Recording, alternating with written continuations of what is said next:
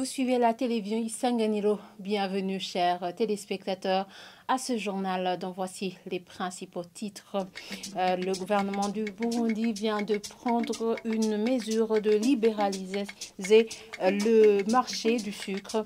Cette mesure indique que tout opérateur économique capable d'importer ce produit peut le faire. Cependant, les anciens importateurs doivent introduire une nouvelle demande selon les conditions qui seront fixées par les ministères ayant le commerce et les finances dans leurs attributions. Vous aurez plus de détails au cours de ce journal. Et le gouvernement du Burundi devrait donner des moyens suffisants aux organismes de recherche pour qu'ils puissent faire des recherches pointues pour que la culture du manioc ne puisse disparaître.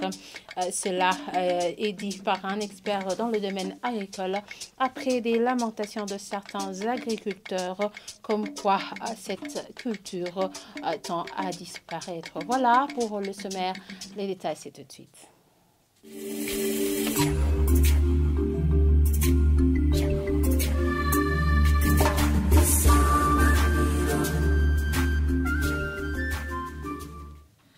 Encore une fois, bienvenue, chers téléspectateurs. Le gouvernement du Burundi a pris en date du 8 août cette année la mesure de libéralisation de sucre. Cette mesure indique que tout opérateur économique capable peut importer le sucre. Cette mesure stipule également que toutes les autorisations d'importation du sucre avec exonération déjà octroyées aux importateurs de sucre sont annulées. Ces importateurs doivent également introduire une nouvelle demande selon les conditions qui sont fixées par les ministères ayant le commerce et les finances dans leurs attributions.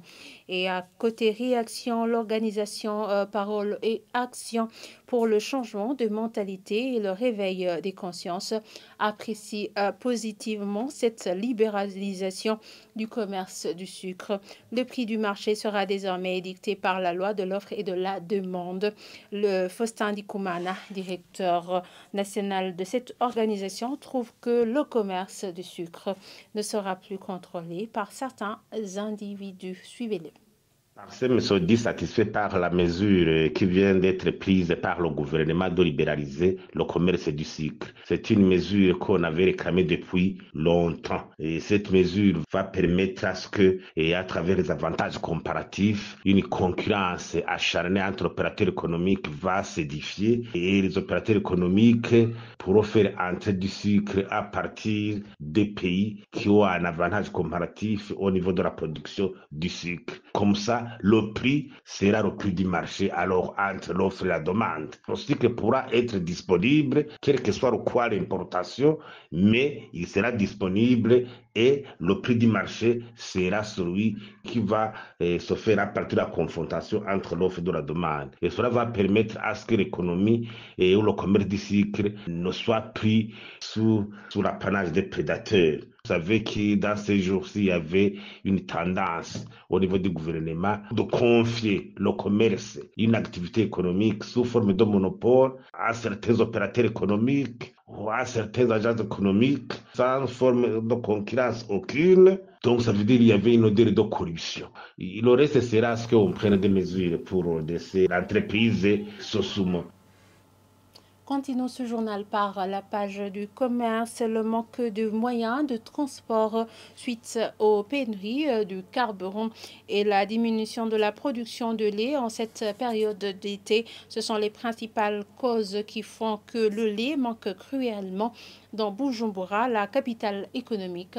À Bouidza, là où nos confrères ont entendu le micro, les consommateurs et les propriétaires des cafétérias disent que cette pénurie de lait de vache vient de durer une période d'un mois et demandent une solution, plutôt qu'une solution soit trouvée aux facteurs qui favorisent ce manque criant du lait de vache. Le point avec Jean-Marie Mayunga.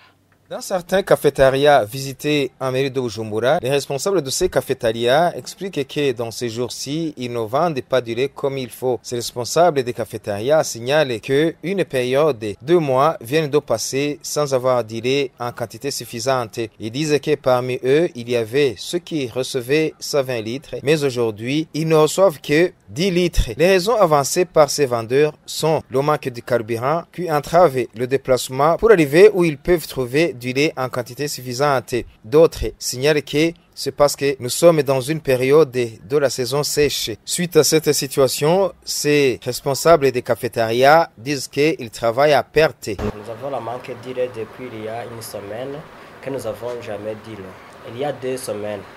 Auparavant, j'avais reçu 120 litres. On descend à 60 litres. Ici, l'avant-hier, j'avais reçu 9 litres seulement. Les gens qui nous fournissent du lait, nous avons énoncé que c'est le problème du déplacement lors de la transport à cause du carburant et le porte-lait. Un des consommateurs de ce produit dit que quand il ne trouve pas du lait, ça lui fait mal. Tous demandent que cette question de manque du lait trouve solution. Ce que nous demandons, c'est que pour les gens, les propriétaires ou bien les gens que nous pouvons nous aider de recevoir du lait, afin que nous puissions continuer notre travail. Ce manque du lait, d'après ces responsables des cafétérias, s'observe dans différents coins de la capitale économique du pays, Bujumbura. Poursuivons ce journal par la page agriculture. C'est la dégradation du sol et les agriculteurs du manioc qui ne respectent pas la rotation agricole. Ce sont là certaines causes qui peuvent provoquer la régression de la production de cette culture suite à la maladie de mosaïque. C'est du moins l'analyse d'un expert dans le domaine agricole. Pour que cette culture du manioc ne disparaisse pas, Pierre Clavarnahimana lance un appel aux agriculteurs de respecter le système de rotation agricole et au gouvernement de donner les moyens suffisants aux organismes de recherche pour qu'ils puissent faire des recherches pointues. Suivez-le à ce propos. Dans le temps, cette plante et bien d'autres produisaient beaucoup. C'est les périodes où le pays n'était pas très surpeuplé.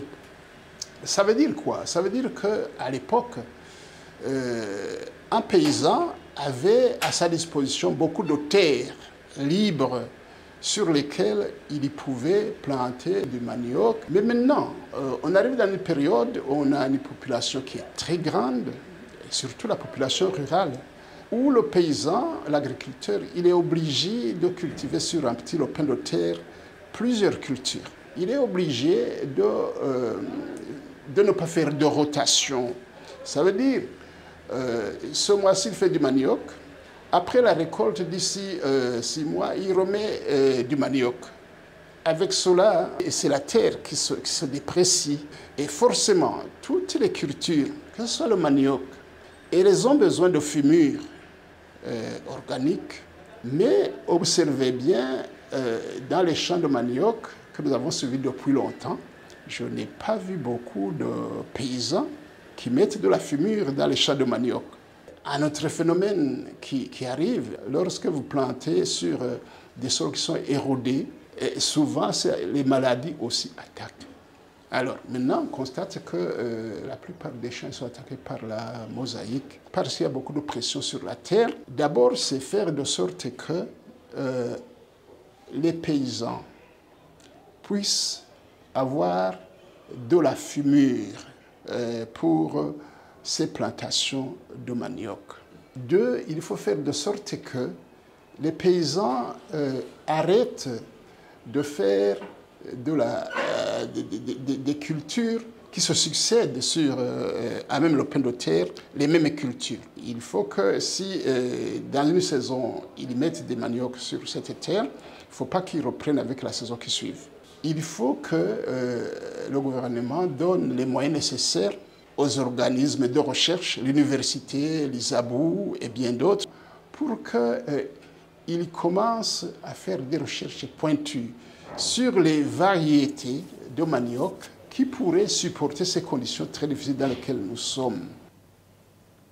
Clôturons ce journal en parlant de sport. Le suivi régulier d'un athlète accompagné d'une offre de moyens financiers est le bon moyen de stimuler les athlètes burundais et les encourager à mieux représenter le pays dans des championnats internationaux. Cette analyse est de Célestin Mvutsebanga, professeur à l'université, expert en politique de développement du sport, se basant sur les performances de ceux qui ont participé au JO de Paris. Il affirme que le Burundi dispose des athlètes compétents. Suivez-le. C'est plus important que le ministère s'implique s'il s'agit d'une sortie nationale. Et comme ça, le gouvernement aussi fera un effort de chercher les moyens possibles pour soutenir les athlètes qui représentent le pays. Il faut impliquer aussi les sponsors, impliquer tout ce qui peut contribuer. Pourquoi pas la communauté aussi. Il y a la loi sur le sponsoring qui n'est pas disponible pour le moment, mais bon, la loi sur le sport est là, même si on l'utilise à bon escient pour le moment, ça peut quand même contribuer à l'efficacité de cette organisation. Seulement qu'il y a aussi des textes d'application qui manquent et qui pourraient effectivement compléter la bonne organisation de cela. Mais on espère qu'à tout moment, si la politique nationale du sport sera mise en place, on aimerait quand même que si la politique est disponible, ça pourra encore arranger facilement les choses. Mais je me dis que sans même la politique, si on applique réellement, correctement, le contenu de ce qui est dans la loi du sport pour le moment, ça peut sauver ce qu'il faut sauver. Il faut un débat qui parlerait des défis aussi du sport pour en continuant le débat. Pas seulement une intervention comme pour le moment ou je ne sais pas quel, mais des débats à la fois aussi scientifiques, à la fois aussi professionnels et qui interpellent ou qui font intervenir tous les professionnels du sport, tous les intervenants, les journalistes, les techniciens, les scientifiques et tout cela, l'administration du sport. Qu'est-ce qu'il faut faire et comment faire? Et comment peut-être rester toujours dans ce dynamisme du développement du sport, chacun dans son domaine. Et comme ça pourrait contribuer ou ça pourrait même motiver ou donner l'engouement à tous ces intervenants de rester toujours dans le dynamisme du développement du sport et aussi avoir des informations à jour sur la façon dont on doit faire pour développer le sport. Et voilà, c'est ici que nous clôturons ce journal. Merci de nous avoir suivis et très bonne suite de programme sur la télévision Isanganiro.